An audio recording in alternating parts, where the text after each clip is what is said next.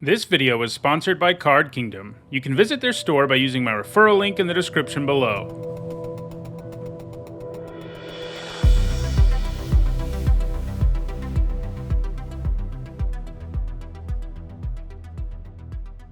Hi everyone, I'm Leizel, and today is Monday, and that means it's time for another MTG Top 10, the series where I rank cards based on their historical performance at Magic's highest level of competition.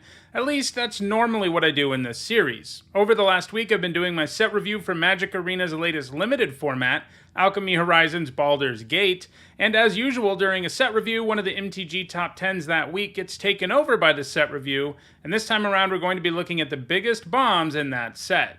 In Magic lingo, a bomb is a good thing. It's a card that is so powerful that it drastically tilts the game in your favor, even capable of pulling you back ahead from behind. In other words, in this video I'm going to give you my picks for the 10 most powerful cards in Alchemy Horizon's Baldur's Gate. These are the cards that you most want to see in a pack one, pick one scenario.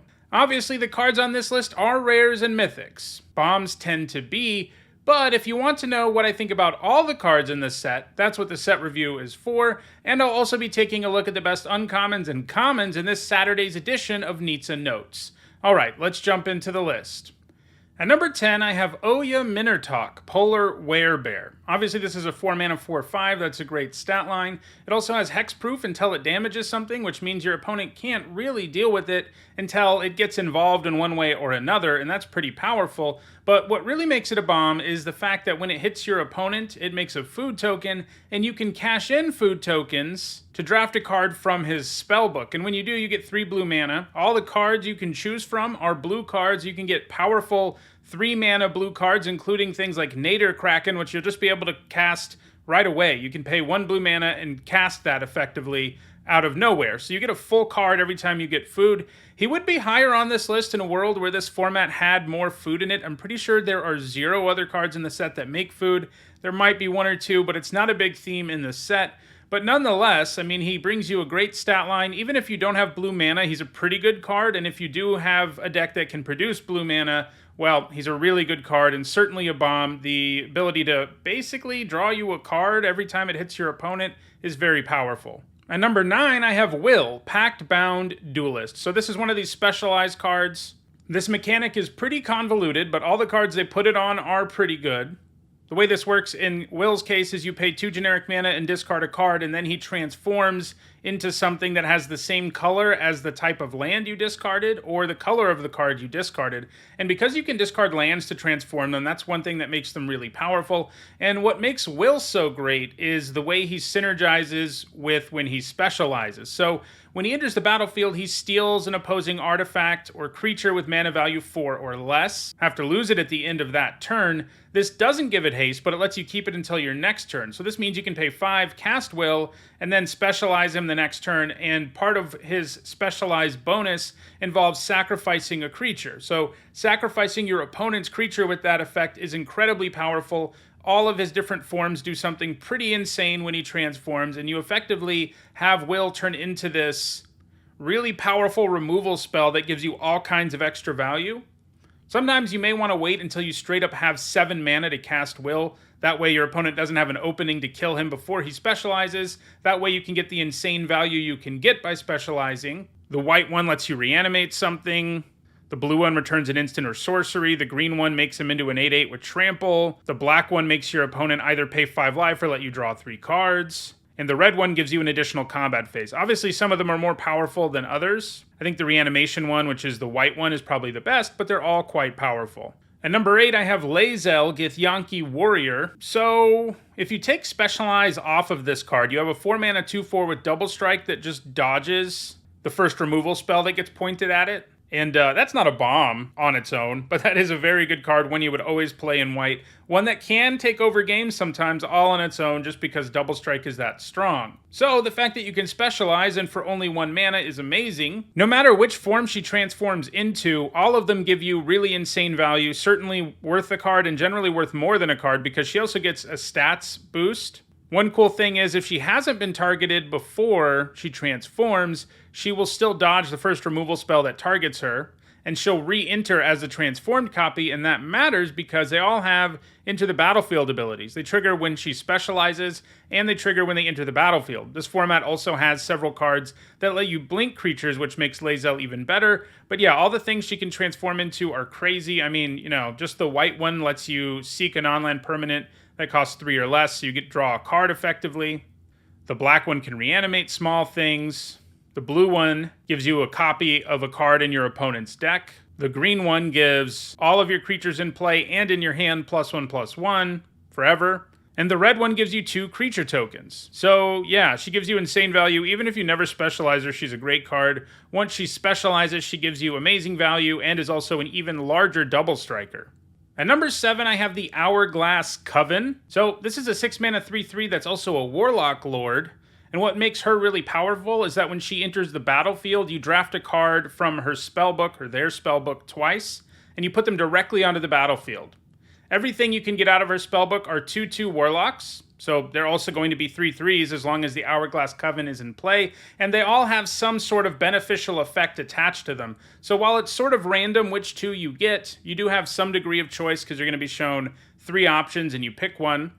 And you do that twice and put them directly into play. But in the end, you're paying 6 mana for 9/9 worth of stats and a couple of additional beneficial effects, whatever they might end up being. That is insane value. It means spot removal doesn't really answer this in any way. It's hard for you to end up behind ever after you cast this in a game of Magic. At number 6, I have the white, black, and green Ancient Dragons. These are 3 mythic rares. There are 2 others in this cycle. The red one I do also think is a bomb, but I think it's sort of a notch below these, and I don't think the blue one's a bomb at all, so that's why it's not here. These 3 are all crazy though, and the reason is once they hit your opponent, they substantially upgrade your board. I think the white and black ones are the best because they actually add bodies to the board. So say your board is empty apart from this dragon, you get to add a bunch of stuff to the board. And sure, you roll a d20, who knows what's going to happen. But most of the time, like if you roll a 3 even for the white one, you're going to be pretty happy. And that's pretty much true of the black one too. I mean, you do want kind of higher numbers because you don't know what's in the graveyard. But by that stage of the game, rolling a 3 is going to reanimate something. And sometimes you'll roll something in the teens and then your opponent really has no hope.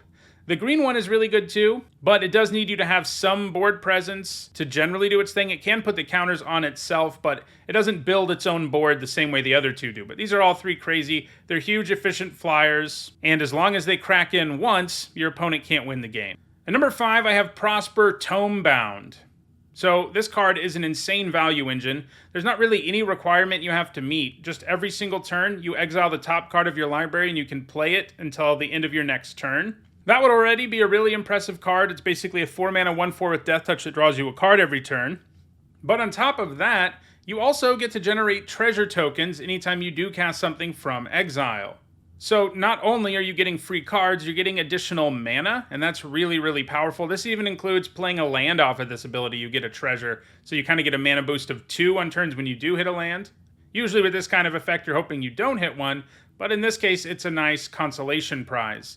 On top of that, he's not that easy to deal with. 4 toughness is high enough that it dodges a lot of removal in the format, and in combat, at worst, it can trade for things for the most part. So Prosper really only needs like 2 turns of drawing you an extra card to win you the game. It's a must kill, and if you can't, you're in a lot of trouble. Even if you're behind, Prosper will, within a couple of turns, be able to pull you ahead because an extra card a turn is just that powerful. At number 4, I've got Tasha, Unholy Archmage. This is a very powerful planeswalker. Her +1 ability makes it so whenever a creature attacks you or her, they get -1/-1 counters put on them.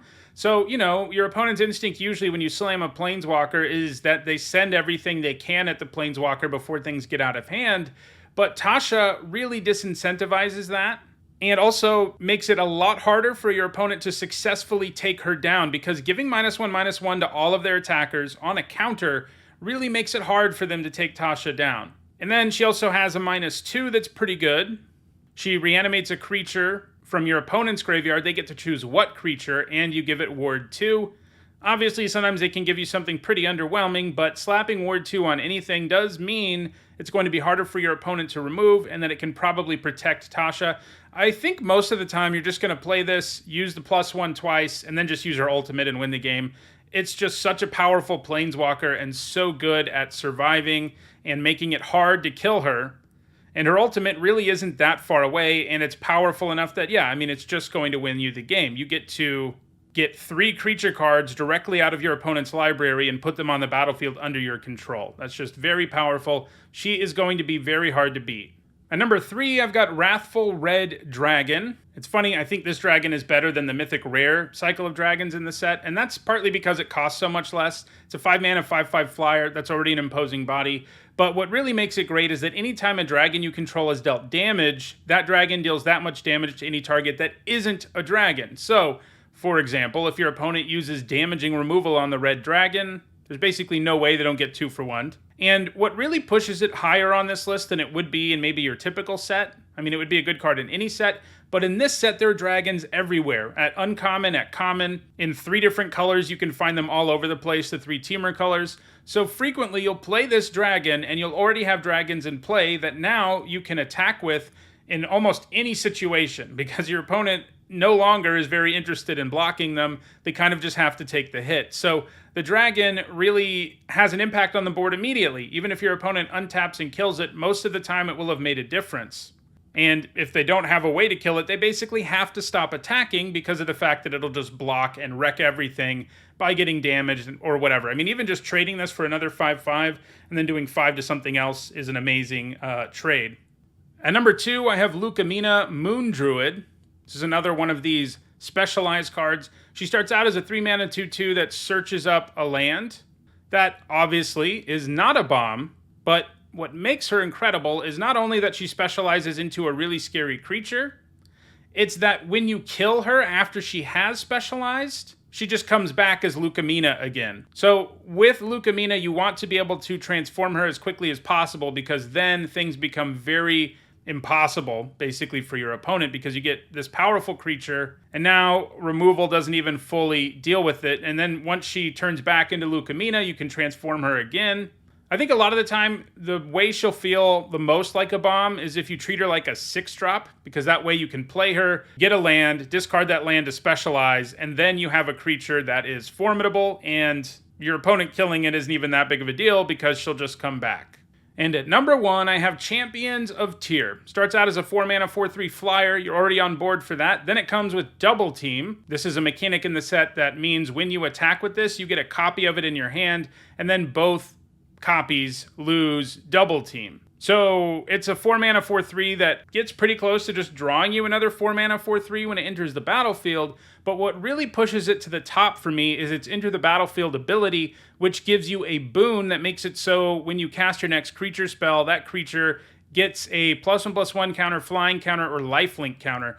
Any one of those is a major upgrade to a creature, and the really sweet thing is you're going to get that Enter the Battlefield ability twice most of the time because of Double Team, and in fact your second copy is going to be able to gain one of those things in a lot of situations. The only downside the champions have is it does need to attack to do its thing, but it's just so efficient and does still leave behind some value in the form of a boon that I still think it's the biggest bomb in the entire set. Good luck beating this if it attacks you. So those are my picks for the 10 biggest bombs in Alchemy Horizons Baldur's Gate. Tomorrow I'll actually be playing in the early access event for this format, be playing this new limited format, so stop by my stream if you can. If you enjoyed this video, don't forget to like it and share it so that others can enjoy it too. If you want to see my set review, you should see a playlist on your screen shortly. And of course, there's also a whole bunch more MTG top 10s that you should see on your screen shortly too. Thanks for watching.